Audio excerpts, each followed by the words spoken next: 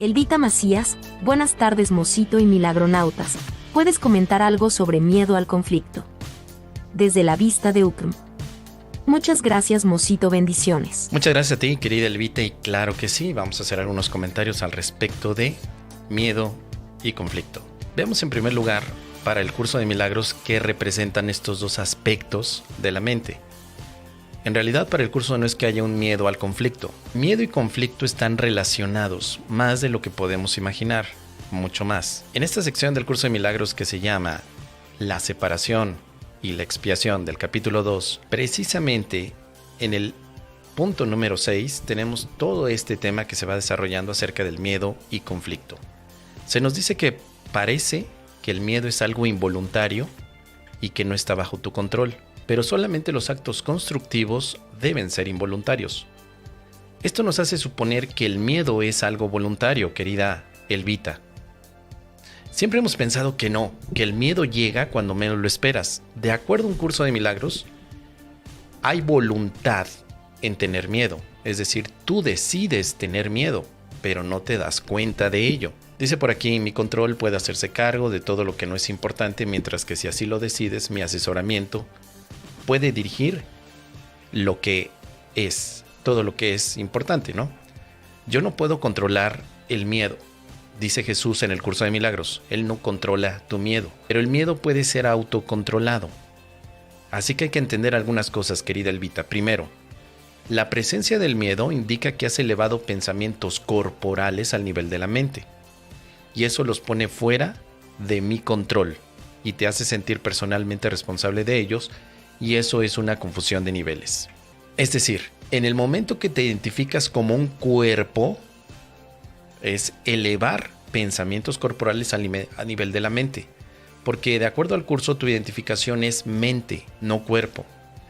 Todos tenemos miedo o experimentamos miedo cuando nos identificamos únicamente como si fuéramos cuerpos, de acuerdo a la visión del curso de milagros. Así que el miedo puede ser autocontrolado, pero hay una relación total que se está estableciendo entre este aspecto que llamamos miedo y conflicto. Hay una relación total y completa. Vamos a ver cómo están dándose estas relaciones. Dice también, tal vez crees que eres responsable de lo que haces, pero no de lo que piensas. La verdad es que eres responsable de lo que piensas. Por eso volvemos al aspecto del miedo.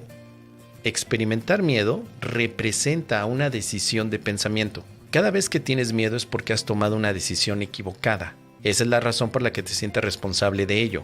Así que tienes que cambiar de mentalidad, pero no de comportamiento necesariamente. Deshacer el miedo es tu responsabilidad, claro, pero no eres responsable de los efectos del miedo, sino deshacerlo directamente. Ahí es donde nos vamos a dar la oportunidad de aceptar la corrección. Pero vamos a ver, el miedo y el conflicto están relacionados porque el miedo es un signo de tensión que surge cuando hay un conflicto entre lo que deseas y lo que haces. Así que para el curso no es que haya un miedo al conflicto, sino que el miedo está emparentado con el conflicto que se relaciona entre lo que deseas y lo que haces. Por ejemplo, puedes elegir hacer cosas conflictivas, ya sea simultánea o sucesivamente. Esto da lugar a un comportamiento conflictivo, lo cual te da o te resulta intolerable porque la parte de la mente que quiere hacer otra cosa se enfurece. Otra opción es que puedes comportarte de acuerdo a cómo crees que debes, pero sin querer hacerlo realmente. Y eso da lugar a un comportamiento congruente, pero tiene una gran tensión. Y en ambos casos la mente y el comportamiento están en desacuerdo. Eso da lugar a una situación en la que estás haciendo algo que no quieres. Es decir, el miedo, como un signo del conflicto, radica en que una parte de la mente quiere hacer algo, pero nosotros nos forzamos a hacer otra cosa. Es como cuando llega tu tía Cástula y te dice, mijo, dame un abrazo, pero tú no quieres hacerlo, pero sabes que si lo haces, estarías entonces de acuerdo con la norma social. Ahí hay un conflicto. Yo no quiero darle un abrazo a la tía Cástula, mendiga vieja. Siempre que viene me está criticando, pero por otro lado lo tengo que hacer para que de esa forma todos los demás me vean bien, y yo lo que quiero es la aceptación de la gente. Entonces hay un conflicto, no hay congruencia, allí hay miedo. Y es interesante esto, Elvita, porque entonces quiere decir que el conflicto solamente es una interpretación, nada más. Estoy interpretando que hay algo que quiero que no quiero, pero yo puedo decidir. Por eso es que no, el cambio de comportamiento, es decir, forzarte a abrazar a la tía Cástula, no necesariamente quitaría el conflicto o el miedo, sino más bien permitirte ver esto desde un punto de vista diferente y pensar que no hay nada de malo en abrazar a la tía Cástula, ni tampoco estás forzado a hacerlo, sino que tienes la oportunidad de hacerlo. O sea, yo decido si la voy a abrazar o no, pero soy el que decide, nadie me está obligando. Hay conflicto cuando sientes que los demás te obligan. Es que los demás me están obligando a que la abrace. Ahí es donde puedes decir no. Yo lo que decido es abrazarla, porque entonces estás tomando el primer paso que podríamos reconocer como el poder de decisión. Además, el conflicto se libera cuando te dices a ti mismo que de alguna manera tienes que haber decidido no amar. En algún momento no decidiste amar, porque de otro modo el miedo no había podido hacer presa en ti. Es decir, si el miedo es un acto voluntario que parte de una decisión de no amar, la eliminación del miedo sería simplemente decidir amar. No tienes problema con un miedo al conflicto, solo que no decidiste amar. Esa es la decisión equivocada que todos hemos tomado. Nada más. Por lo tanto, puedes tomar la decisión correcta en el momento que te permites amar a los demás. Deseo amar. Elijo amar a los demás. Y una vez que tenemos esa parte cubierta, es cuando tenemos la oportunidad de podernos liberar de todo conflicto que parecía estar molestándonos. Entonces, aquí vienen los pasos donde se resume cómo salir del miedo. Primero, reconoce que lo que estás experimentando es miedo. Por ahí empezamos siempre, con el reconocimiento de lo que experimentas. Segundo, ver que el miedo en realidad no es una energía negativa, no es algo malo ni bueno. Solo procede de una falta de amor. Como ya lo explicamos, en algún momento no decidiste amar. Amar la experiencia en la que te estás involucrando con tus hermanos, por ejemplo. Amarte a ti misma. Si no te amas, entonces tus pensamientos corporales los elevas a la mente. Quiere decir, verte como cuerpo no es amarte. Verte como espíritu es amarte de manera chingona. Verte como espíritu. Pero eso a veces no lo pensamos porque creemos que, como nos ha dicho la sociedad, tú vales por el cuerpo que tienes. Y el cuerpo y el comportamiento están relacionados. Tu valor no es corporal, ni de comportamiento, ni conductual. Tu valor es espiritual siempre y cuando quieras alcanzar la paz. Todo esto que estoy diciendo solamente tiene sentido para los que quieren alcanzar la paz con un curso de milagros. Porque para un psicólogo conductista, o tal vez para, no lo sé, un capitalista que quiere ver todo lo que haces y todo lo que produces a nivel humano, este tipo de cosas son pura tarugada. Esto solo tiene sentido si quieres alcanzar la paz. Si tú quieres alcanzar la paz, no puedes vivir con miedo, o no tiene sentido vivir con miedo.